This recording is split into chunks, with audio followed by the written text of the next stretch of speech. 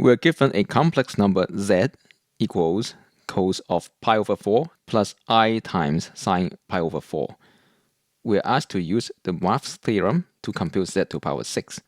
And we have to express our answer in rectangular form. So let's just recall what the Moivre's theorem says.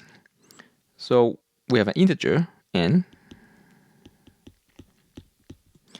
and a complex number in polar form, say r times cos theta plus I times sine theta.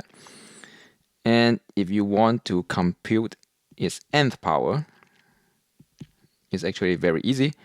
You just raise r to the nth power and then times cos of n times theta plus I times sine of n times theta. Here, z is already in this form with r equal to 1.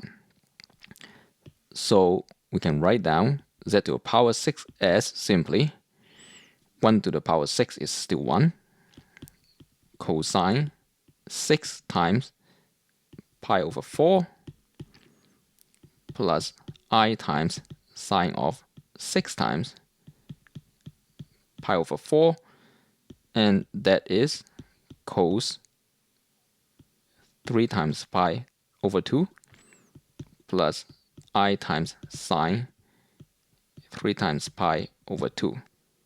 Now 3 pi over 2 is a special angle, and when we draw a picture of this angle, it's going to look like this.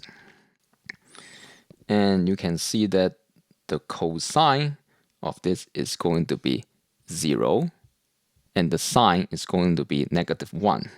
So this is 0 plus I times -1, and that simplifies to -I.